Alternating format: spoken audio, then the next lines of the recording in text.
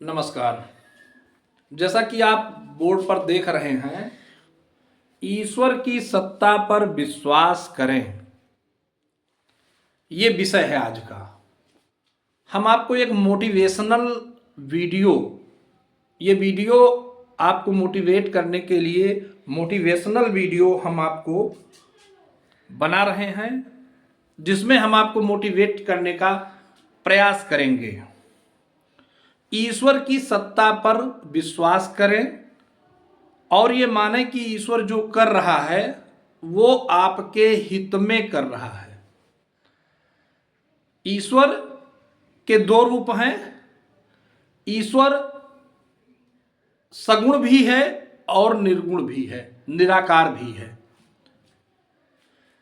ईश्वर वैसे तो निराकार है, लेकिन जब कोई मुसीबत आती है, जब कोई समस्या आती है, जब कोई कठिनाई आती है, तो ईश्वर साकार रूप में अवतार लेता है। इस प्रकार से ईश्वर साकार भी है, और चूंकि ईश्वर सर्वव्यापक है तो इसलिए वो निराकार भी है, हर जगह उपस्थित है। ईश्वर जहां पर भगवान का आपने अवतारों के बारे में सुना होगा। रावण के अत्याचार, रावण के और भी तमाम साथ के राक्षसों के अत्याचार के कारण राम को अवतार लेना पड़ा। कंस का जब अत्याचार बहुत बढ़ गया तो कृष्ण को अवतार लेना पड़ा। हिरणाक्ष हिरणाकश्यप ने जब पृथ्वी को लेके जाके दूसरे लोक में स्थापित कर दिया तो वराह अवतार भगवान का हुआ। राजा बल की महत्वाकांक्षा जब वैकुंठ की हो गई तो उनको पाताल भेजने के लिए भगवान वामन का अवतार हुआ। क्षत्रियों ने जब इस समाज को, कुछ क्षत्रिय राजाओं ने जब इस समाज को, इस देश को अपराध युक्त कर दिया तो भगवान परशुराम का जन्म हुआ। तो यानी जब भी ईश्वर का अवतार होता है तो वो दुष्टों को समाप्त करने के लिए ही ईश्वर अवतार लेता है, और वो किसी भी रूप में हो सकता है। ईश्वर केवल राम और कृष्ण बनकर ही नहीं आए, बल्कि जरूरत पड़ने पर तो वो कूर्म अवतार हुआ, वराह अवतार हुआ। वराह को हिंदी में सुअर कहते हैं। भगवान सुअर के रूप में आए और उन्होंने इस पृथ्वी की रक्षा की, पृथ्वी के लोगों की रक्षा की। गीता में भगवान ने कहा है कि मैं क्यों अवतार लेता हूं। श्लोक है, यदा यदा हि धर्मस्य ग्लानिर्भवति भारतः अभ्युत्थानम् अधर्मस्य तदात्मानं सृजामहम् परित्राणाय साधूनां विनाशाय च दुष्कृतां धर्म संस्थापनार्थाय संभवामि युगे युगे। चाहे जो युग होगा, चाहे जो परिस्थिति होगी, लेकिन भगवान कहते हैं ये मेरा संकल्प है कि जब जब पृथ्वी पर अत्याचार बढ़ेगा, पापाचार बढ़ेगा, दुष्ट बढ़ेंगे, तब तब मैं अवतार लूंगा और इस पृथ्वी को अपराध मुक्त, दुष्टों से मुक्त करूंगा और धर्म की स्थापना करूंगा। ये भगवान का वाक्य है जो गीता में लिखा हुआ है।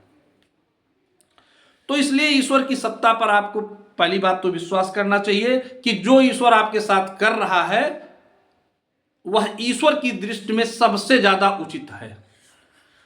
ये कभी भी आप ये ना जो है मान के चलिए कि जो आपके साथ हो रहा है वो किसी प्रकार का दंड है या किसी प्रकार का ईश्वर आपको परेशान कर रहा है। ईश्वर का काम परेशान करना नहीं है, सुख देना है। ईश्वर का एक नाम परमानंद भी है।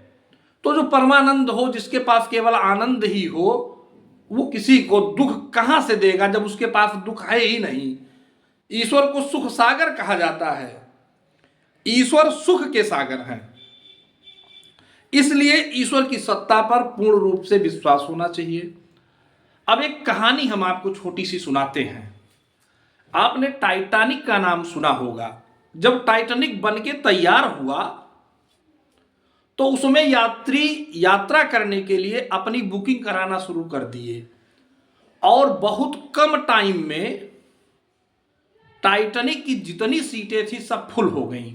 केवल 4 सीटें बची और एक परिवार में 6 लोग थे और उस परिवार में एक कुत्ते ने एक बच्चे को काट लिया था।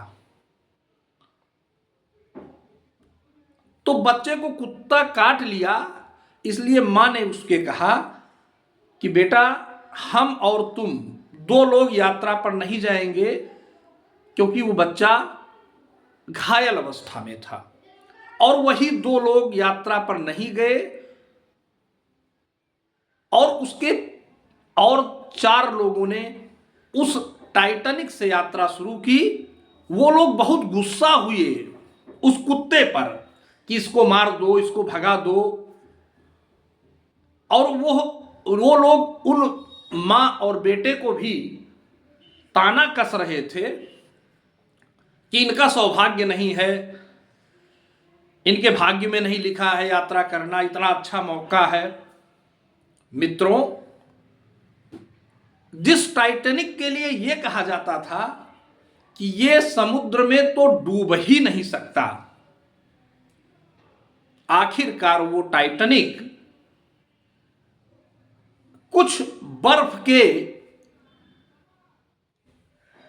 झील के बीच में, समुद्र के बीच में कुछ बर्फ के जो है कुछ बर्फ का एरिया था।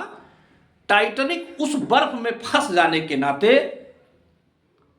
ठीक से काम नहीं कर पाया और अल्टीमेटली वह उसी में डूब गया और सारे लोग मर गए, एक भी व्यक्ति बच नहीं पाया। करोड़ों अरबों रुपए का जहाज पानी में विलीन हो गया। यह खबर जब उस परिवार में गई तो उन मां और बेटों ने, उस मां और उसके बेटे ने उस कुत्ते को बहुत ओबलाइज किया, बहुत प्यार दिया और ईश्वर को धन्यवाद दिया कि ईश्वर जो तुम करते हो वो कल्याणकारी ही करते हो। हमारे इस परिवार का समूल नाश हो गया होता अगर हम टाइटैनिक के यात्री होते और उस कुत्ते ने काट लिया, इसलिए एक बेटा और उसकी मां, ये दोनों लोग बच पाए, उनका जीवन बच सका। जो कि पहले तो बहुत बुरा लगा कि ये कुत्ता कितना जो है गलत काम किया, काट लिया, लेकिन ईश्वर को मंजूर कुछ और था। इसलिए मेरे भाइयों, ईश्वर की सत्ता पर विश्वास कीजिए और ईश्वर का धन्यवाद दीजिए कि वह उसने जो भी आपको दिया है, आप ये मानिए कि आपकी पात्रता उतनी ही है। अगर आपकी पात्रता ज्यादा होती तो आपको ईश्वर ज्यादा देता, ये इसमें कहीं कोई संदेह नहीं है। बस इसी स्टोरी के साथ हम अपनी वाणी को विराम देते हैं। नमस्कार।